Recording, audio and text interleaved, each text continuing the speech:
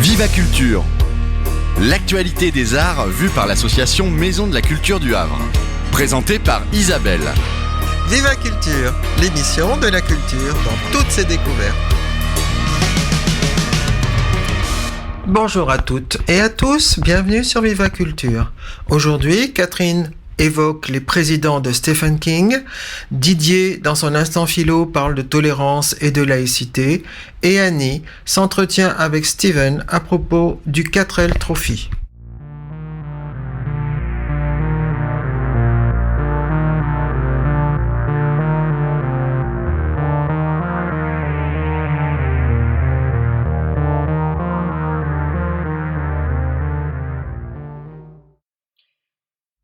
Dix minutes chronique.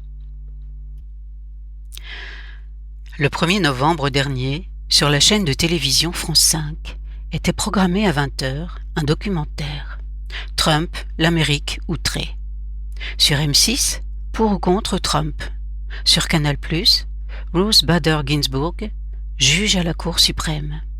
Et aussi sur LCP, la chaîne parlementaire, l'Amérique en noir et blanc. D'autres émissions de fin de soirée étaient consacrées au même sujet, à quelques jours de l'élection présidentielle aux États-Unis. Le monde entier était suspendu aux événements qui allaient suivre pendant la semaine, peut-être pendant plusieurs semaines. L'information en continu permettait d'être en contact avec les États-Unis pour ne rien perdre du moindre fait nouveau. Elle bruissait dans les studios d'enregistrement autour de tables d'experts et en visioconférence. Des journalistes avaient été envoyés en mission de l'autre côté de l'Atlantique. Dans le même temps, sur la chaîne Arte, était annoncé un film de David Cronenberg, adaptation du roman de Stephen King, The Dead Zone. À la réflexion, je me pose une question, cette programmation était-elle due au hasard ?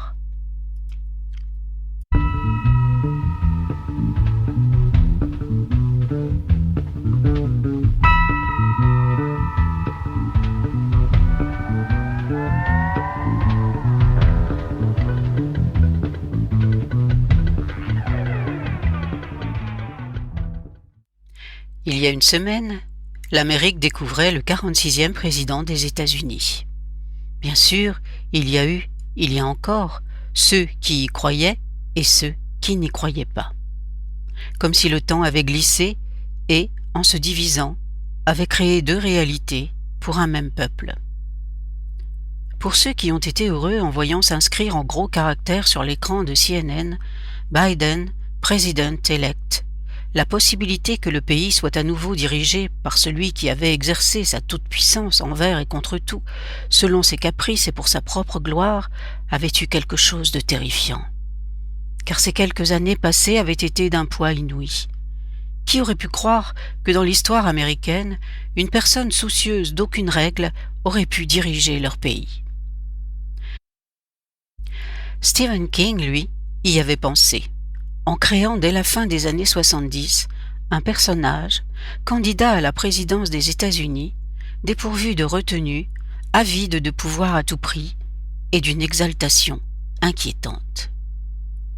Pour les rares d'entre nous qui n'auraient pas lu The Dead Zone ou n'auraient pas vu le film qu'en a réalisé David Cronenberg, en voici un très court résumé.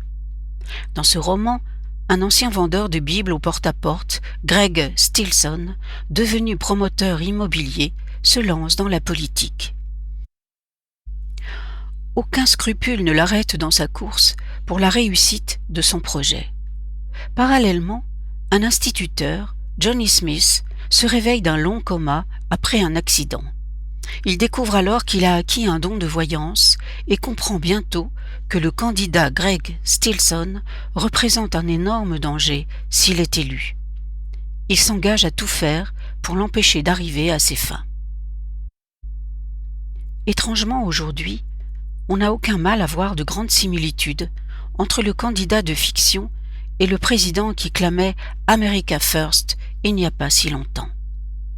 Si l'on compare ce dernier au personnage imaginé par Stephen King, on peut y voir une sorte de réplique. Les attitudes de l'un et l'autre devant ce qu'ils considèrent comme leur public sont semblables. L'un et l'autre sont grossiers, sans aucun respect pour leurs adversaires. Get him out of here! Get out! Ils adorent être acclamés. I will be your voice. L'un et l'autre ont l'habitude de jeter des objets dans la foule pendant leur meeting. Quand l'un jette des hot-dogs, l'autre jette des masques de protection. L'un et l'autre sont fascinés par leur propre pouvoir de déclencher une guerre nucléaire. My button is bigger than yours and my button works. L'un et l'autre se servent de la Bible comme preuve de leur légitimité. Bible! Nothing beats the Bible. Nothing beats the Bible, not even the art of the deal. Parmi toutes ces ressemblances, l'une des plus inquiétantes pour une démocratie est l'appel à une alliance avec les bikers, ces motards violents, prêts à combattre pour leur champion. Where are the bikers for Trump?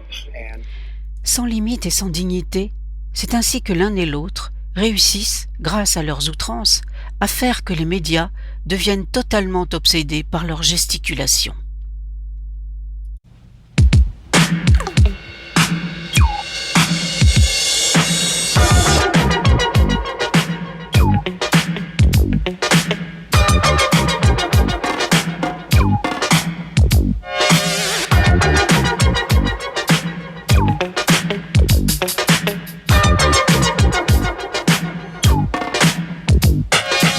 It's like a jungle sometimes, it makes me wonder how I keep from going under. It's like a jungle sometimes, it makes me wonder how I keep from going under.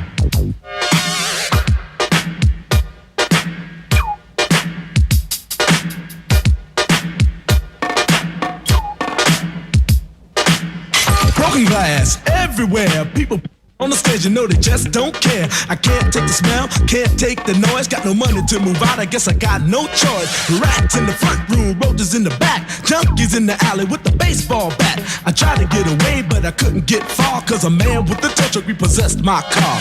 Don't push me, cause I'm close to the edge. I'm trying not to lose my head. It's like a jungle sometimes, it makes me wonder how I keep from going under.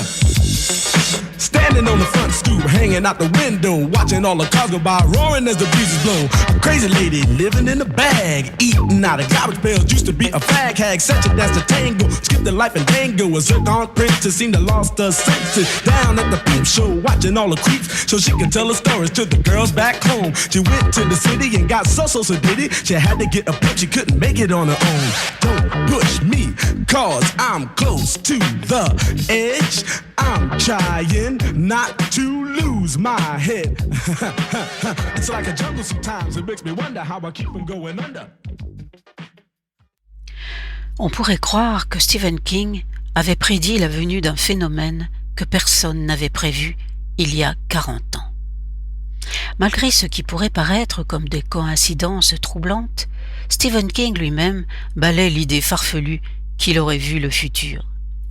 Il explique simplement que les Américains ont en général une attirance pour les marginaux, et en particulier ceux qui placent l'Amérique bien au-dessus des autres pays du monde. Il a utilisé cette particularité pour créer un personnage qu'il n'aurait surtout pas voulu voir apparaître dans la vie.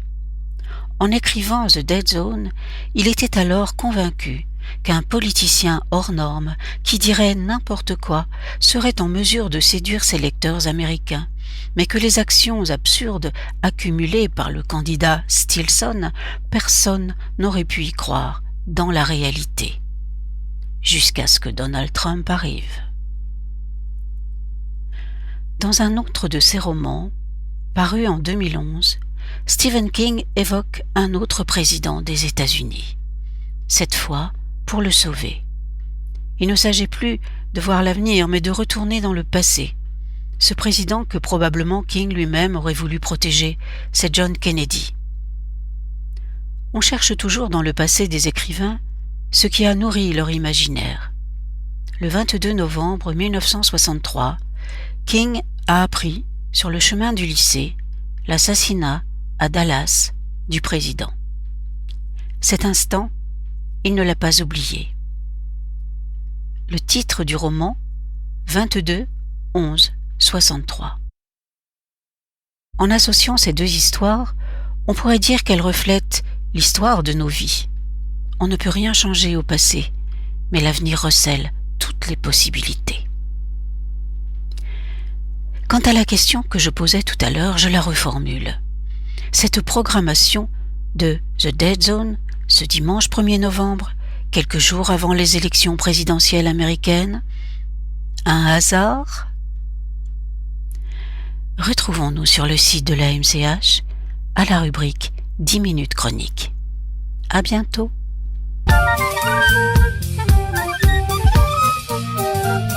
L'instant philo.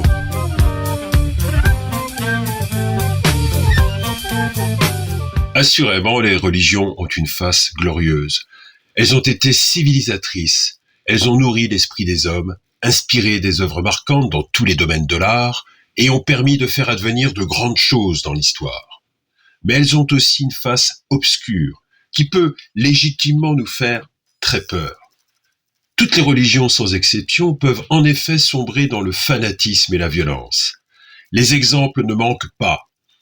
Si nous désirons avoir une description à charge de tout ce que le christianisme a pu inspirer comme action violente, obscurantiste et liberticide, la lecture du traité sur la tolérance de Voltaire est vraiment édifiante. L'islamisme, déformation intégriste et assez récente de l'islam, impose dans certains pays des normes de comportement assez délirantes et une morale sexiste et violente. Les libertés et l'égalité sont évidemment malmenées. On sait également que partout dans le monde, actuellement, des individus se réclamant de cette mouvance commettent des meurtres et des massacres. En France, dernièrement, un professeur d'histoire-géographie et des fidèles dans une église catholique ont été tués dans des conditions d'une rare brutalité. À Kaboul, en Afghanistan, des islamistes ont tiré à bout portant, il y a une dizaine de jours de cela, sur des étudiants qui avaient le tort d'aller s'instruire. Au Cameroun, au Tchad et au Nigeria, les fanatiques de Boko Haram, mouvement extrémiste, dont le nom signifie « l'éducation est péché », ont fait déjà plus de 30 000 victimes depuis 2009 dans cette partie de l'Afrique. Il est clair aussi, dans un autre genre, qu'un film comme Kadosh, d'Amos Gitaï, montre que les formes intégristes du judaïsme n'ont rien à envier aux autres formes d'extrémisme religieux. Enfin, pour compléter ce rapide tour des horreurs humaines, on sait qu'en Birmanie actuellement, les Rohingyas sont persécutés. Il s'agit d'un peuple qui a le tort, aux yeux des intégristes bouddhistes, d'être différent et traditionnellement de confession musulmane. Alors, inutile de multiplier à l'infini les exemples. On le voit, les croyances religieuses peuvent faire peser des menaces très concrètes sur les libertés, la paix civile, la justice et l'égalité entre citoyens. Tolérance et laïcité constituent les deux grandes réponses politiques à ces menaces. Elles sont toutes deux des dispositifs qui cherchent à garantir une cohabitation pacifique d'individus ayant des options spirituelles différentes au sein d'une société libre et juste. Il paraît donc indispensable, en ces temps troublés et confus, de nous pencher sur leur sens profond et leurs valeurs irremplaçables.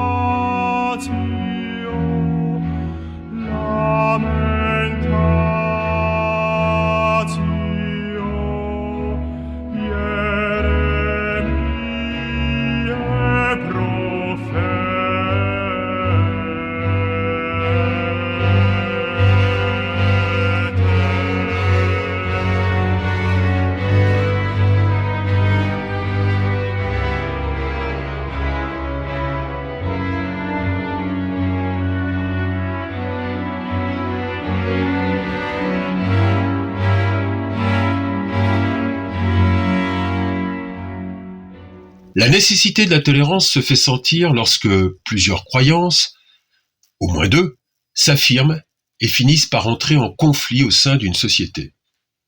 En Europe, l'affichage de 95 thèses à Wittenberg le 31 octobre 1517 par un moine augustin nommé Martin Luther, point de départ du protestantisme, va conduire à des affrontements sanglants entre catholiques et protestants.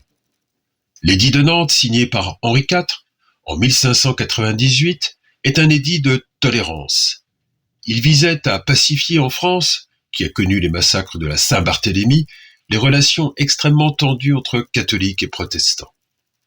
Avec l'édit de Versailles de 1787, autre édit de tolérance, Louis XVI redonne aux Huguenots des droits et une protection qu'ils avaient perdus.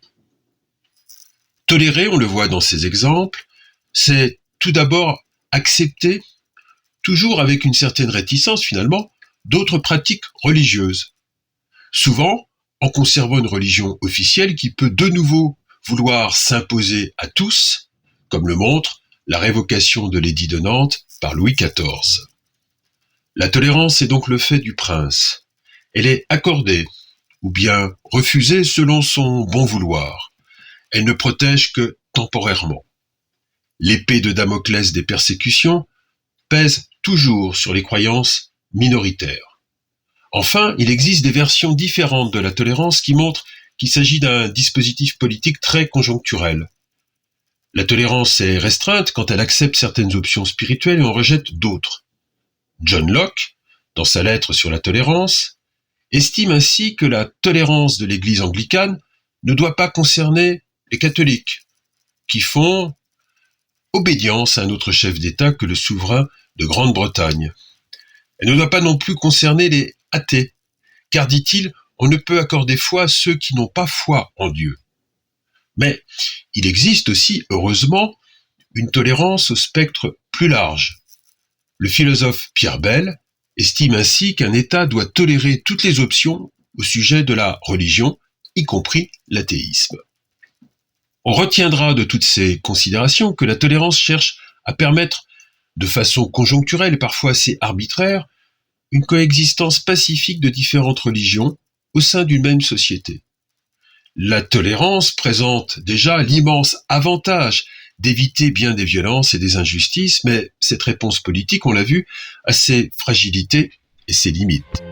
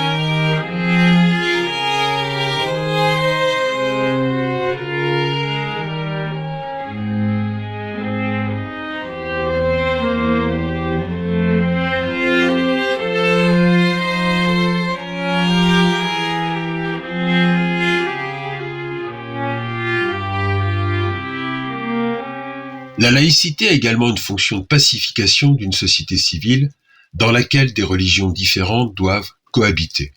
Elle va dans le même sens que la tolérance, et même plus loin, car elle est un dispositif politique plus complet, comme on va tenter de le montrer. Historiquement, la laïcité est un principe qui a pu s'incarner dans la constitution de divers pays, y compris ceux où les citoyens sont majoritairement musulmans, comme dans la Turquie de Atatürk, ou en Syrie et en Irak avec le parti Baas.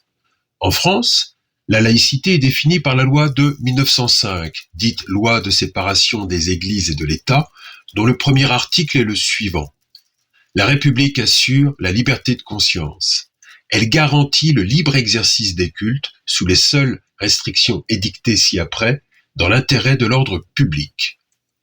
On remarque que le texte ne parle pas de liberté religieuse, mais de liberté de conscience. Cette dernière vaut pour les croyances, mais aussi pour les options philosophiques comme l'athéisme.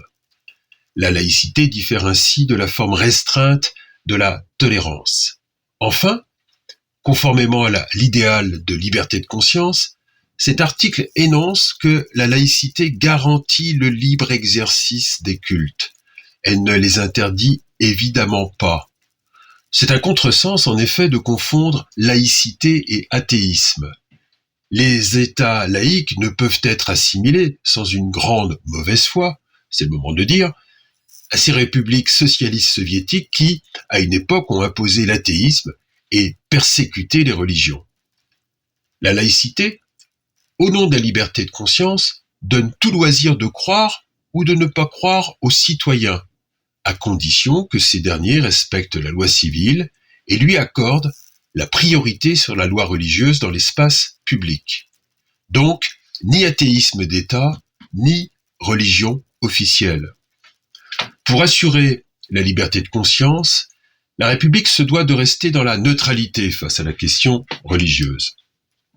Cette neutralité de l'État et de ses fonctionnaires ne s'applique pas toutefois à la société civile qui ne serait sinon plus libre.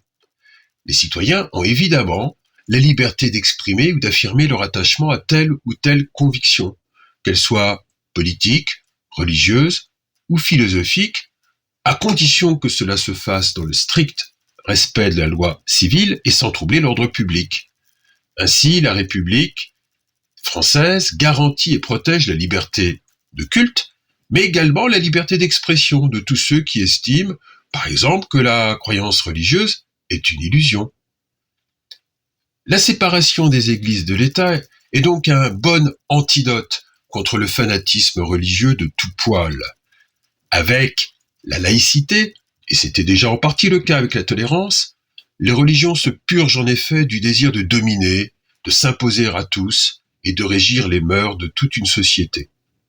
Les religions évitent ainsi de s'enfermer dans une mentalité plus obsédée par la maîtrise des êtres humains et des choses terrestres que par la spiritualité et le perfectionnement personnel. La séparation des églises et de l'État serait ainsi comme un divorce réussi, et même providentiel, où ceux qui ne faisaient pas bon ménage et s'empêchaient mutuellement de s'épanouir trouvent, sans nuire à l'autre, enfin leur voie. Vous pourrez trouver le texte de cette intervention, qui n'a pas du tout la prétention d'être exhaustive sur un sujet aussi riche, ainsi que les références musicales utilisées, sur le site de l'Association de la Maison de la Culture du Havre. Bonne continuation à vous.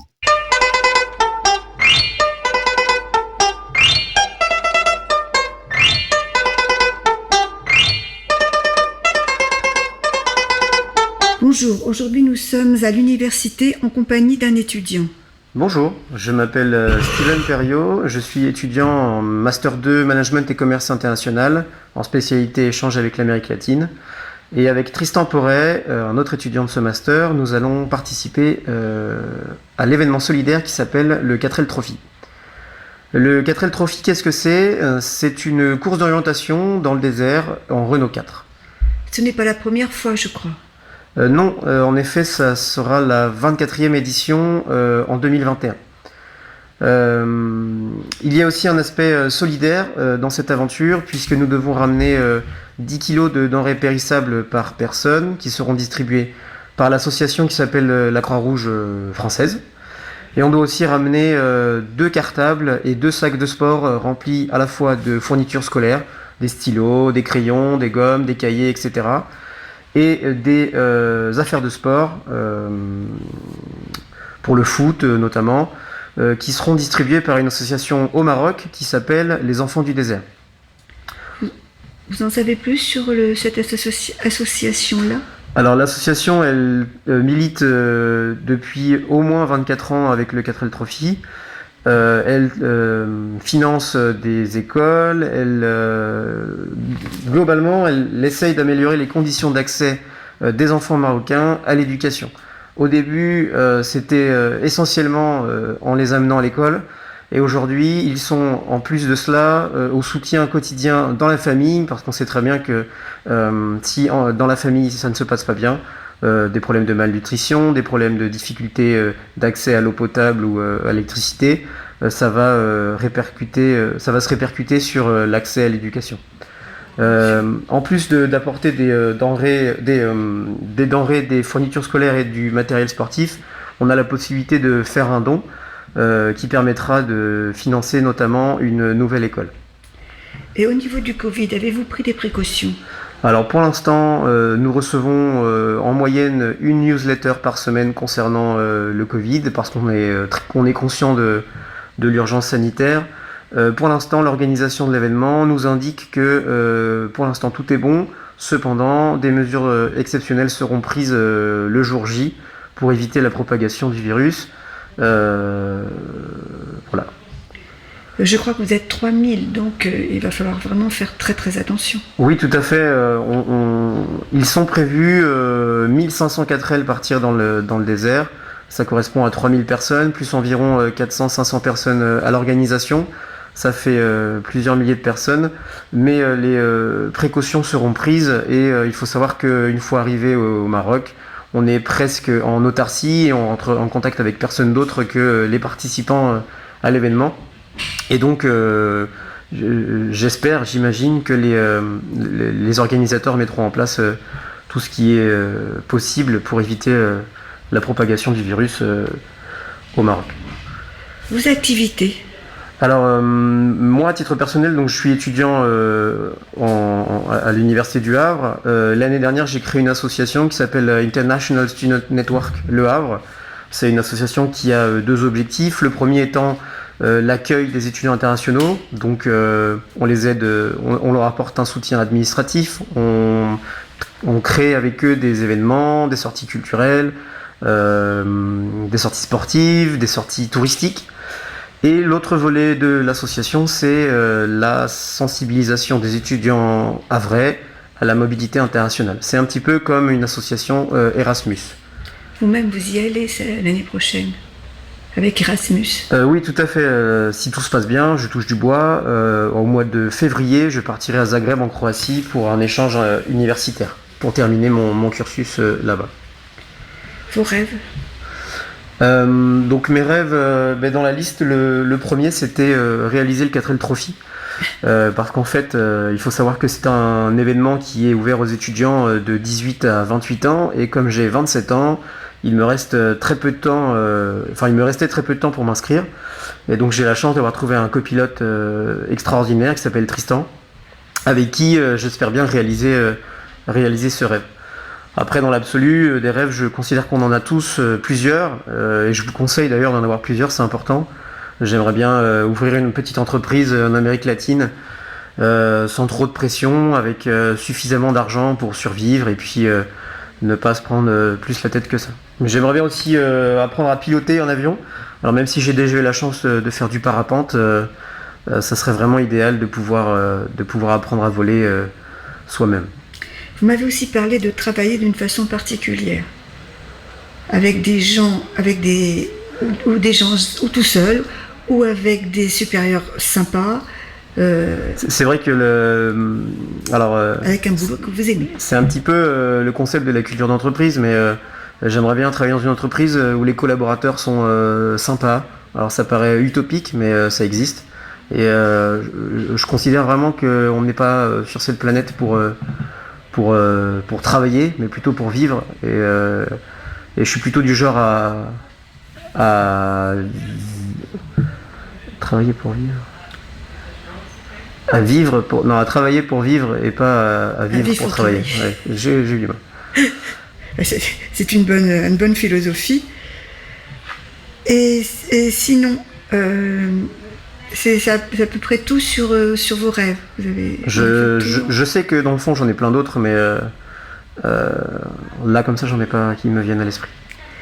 Une définition de la culture. Alors pour moi, la culture, ça pourrait se résumer par l'ensemble des artefacts qui définissent et qui constituent une civilisation, en prenant en compte qu'il y a plusieurs civilisations et donc plusieurs cultures. Comme la culture d'entreprise. Et oui, donc on a parlé de la culture d'entreprise, c'est l'ensemble des choses qui ont été faites dans l'entreprise, de l'image de l'entreprise, du bien-être de l'entreprise, et voilà, même si la culture en général, on va plus s'attacher à des artefacts historiques, artistiques, architecturaux, voilà. Votre place dans la culture? Alors moi, j'estime avoir une place un peu particulière dans la culture, étant donné que dans mon éducation, on m'a pas forcément inculqué dès le plus jeune âge d'aller vers la culture avec un grand C. J'ai pas pour habitude d'aller ouvrir un livre, j'ai pas l'habitude d'aller au théâtre, etc. Pour ça, ça fait à peu près 2 ans que je m'y suis tourné, notamment depuis que j'ai appris que les musées étaient gratuits au moins de 25 ans, et j'en ai bien profité pendant 6 mois. Et donc même aujourd'hui, j'aime bien aller au théâtre de temps en temps, apprécier une bonne pièce de théâtre, plutôt que d'aller au cinéma voir les derniers blockbusters, qui font aussi partie de la culture, mais voilà, ce n'est pas la vôtre. C'est pas la nôtre. Oui, j'ai même l'année dernière participé à un atelier ici à l'université qui s'appelle Expression théâtrale, dans laquelle c'est une sorte d'initiation au théâtre, et c'était très enrichissant de voir à quel point il était complexe de s'exprimer sur un même sujet, sur une même phrase, en imaginant des contextes différents, etc. Donc c'était très enrichissant. Vous n'avez pas poursuivi? Non, j'ai pas poursuivi parce que l'atelier est reproposé, mais c'est le même. Et du coup, voilà, je voulais passer sur autre chose. En l'occurrence, je suis passé sur la photographie numérique. Donc, vous rattrapez le temps perdu? Exactement, j'essaye de rattraper le temps perdu, même s'il est perdu. Vous avez toute la vie devant vous? C'est vrai. Et il me reste encore 3/4 peut-être à vivre. Comment peut-on vous joindre? Alors pour me joindre, si c'est concernant l'association, on a une page Facebook, vous cherchez donc soit International Student Network Le Havre, ou bien en lettres ISNLH. Si c'est concernant le 4L Trophy, donc notre équipage s'appelle Los Guaritos, ça veut dire finalement les blancs-becs en mexicain. Et donc vous pouvez nous trouver sur Instagram, los-gueritos 4L. On a une jolie 4L orange qui s'appelle La Vigorosa, qui fait référence à un film des années 80. Et sinon, si vous voulez me joindre moi personnellement, j'ai une adresse mail avec les 2 premières lettres de mon prénom, donc st.perio avec un P comme Pascal, ERIO et T comme Théodore, @gmail.com. Avez-vous autre chose à ajouter? N'hésitez pas à venir voir notre 4L, ça nous fera toujours plaisir de rencontrer du monde. L'important, ce n'est pas de donner, mais c'est de partager. Elle est basée où? Alors la 4L, actuellement, elle est dans un garage. Cet après-midi, on va chez Noroto, qui est un de nos partenaires, pour faire un petit point mécanique. En début d'après-midi, mon collègue Tristan est parti chez The Rider Shop qui est Mandela, pour refaire un petit coup de peinture parce qu'il manquait 2 petites pièces à peindre. Donc voilà, si ça vous intéresse, n'hésitez pas à venir faire partie de l'aventure, on vous accueillera avec plaisir. Eh bien, je vous remercie. Merci à vous. Je vous souhaite je vous souhaite un bon challenge, et puis peut-être à bientôt. J'espère. Au revoir. Au revoir. Viva Culture, c'est fini pour aujourd'hui. Je vous donne rendez-vous dimanche prochain. Rendez-vous à 11h, comme tous les dimanches. Portez-vous bien. Au revoir.